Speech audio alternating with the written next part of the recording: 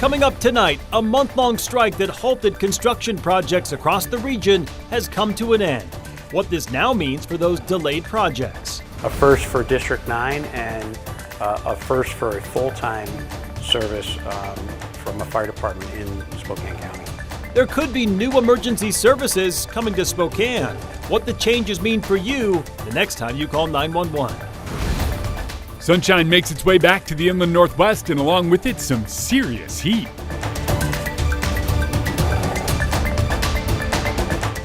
Good evening and thank you for joining us for KREM 2 News at 5 tonight. I'm Mark Hanrahan. We'll kick things off with Chief Meteorologist Jeremy Legoo and a look at the forecast. Had a little bit of rain over the weekend, even a bit this morning as well. But Jeremy, how's it looking from here on out? Mark, I can see blue sky overhead. Oh, wow. Big change from where I was even 1 hour ago. Blue sky and even a little bit of sunshine just out to our west. However, I think it's too little too late. Our temperatures just aren't warming even as the sun comes back out. I do think we're going to get into the 60s today, but our high temperature being near 60 degrees plays a huge role in what we wind up seeing overnight. Seriously, follow me on this. Where we've seen the sun, our temperatures climbed into the mid and upper 70s, close to 80 degrees. Where we haven't seen the sun, we are stuck in the 50s or close to 60, we'll say. Because of that and our clearing skies, we are going to see a big change. Our low is well out to our east. We don't have any rain on the radar nearby. The low shifts its way farther east, and that allows the clear skies out to our west to move in and take over the inland Northwest. Because of that, we get radiational cooling to the max. Seriously, overnight, we fall back down to near 50 degrees. If we hit the 40s in Spokane, it's the first time we've done that since back in June, and I think we have a pretty good chance because we just didn't get that warm today. By tomorrow afternoon, though, we are back in the 80s. It's nothing but sunshine across the region, not just tomorrow, but over the course of the next 3 days. Near 80 tomorrow, mid 80s Wednesday and Thursday. And our weather coverage does not stop here. Check out our breakdowns of the factors shaping the weather in the inland Northwest and across the West right now over on KREM 2 Plus. Our Weather Out West series is streaming right now. Just download KREM 2 Plus on your TV and watch for free. Tracking wildfires tonight, crews have the Crown Creek and Black Hawk Mountain fire in Stevens County 30% contained now. That fire burned about 14,000 acres combined so far.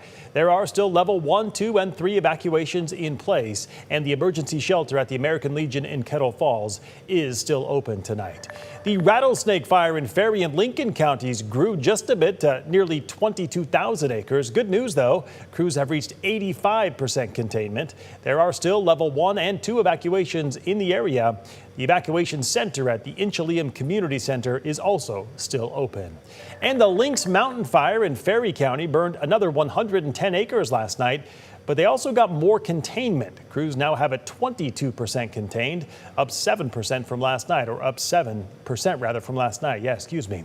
Level 1, 2, and 3 evacuation orders remain in place.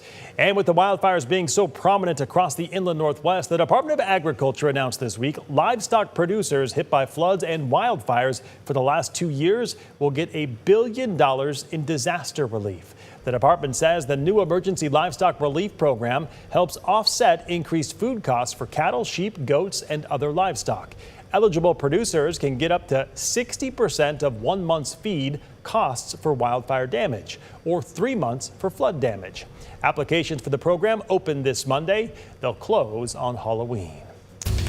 Well, the strike is over today. WashDOT confirming the local operators union that helps with road construction projects all across the inland Northwest is ending its month-long strike. The question now, when does the work get back underway? KREM 2's Amanda Rowley joining us live tonight with what she found out. Amanda?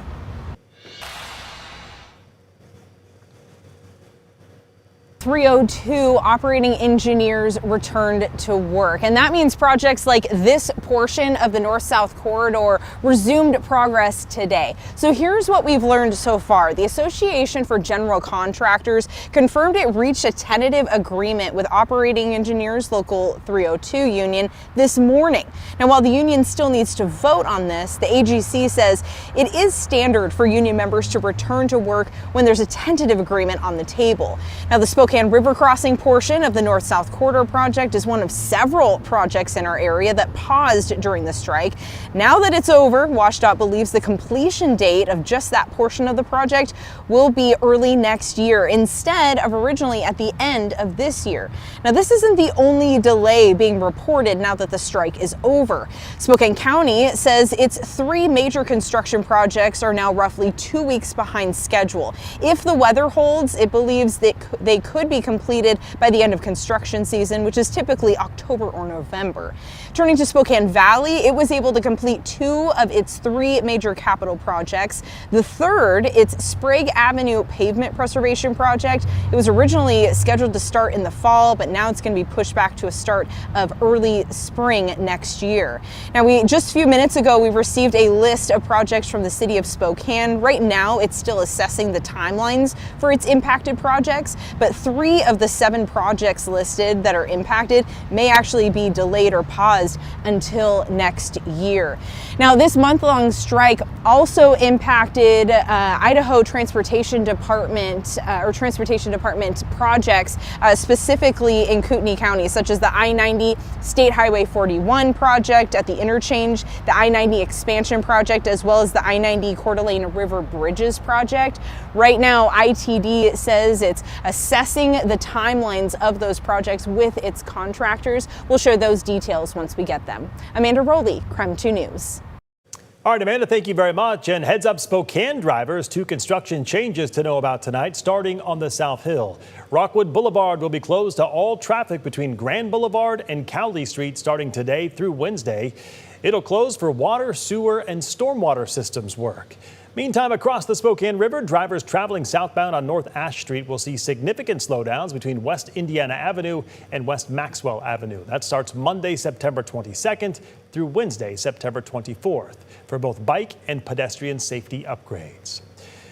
Coming up next, leaders with Spokane County Fire District 9 await an impactful decision from the State Health Department, how that decision could impact the community. And an update for WSU fans looking to buy a pint at the games. How soon you'll be able to fill your cup, coming up.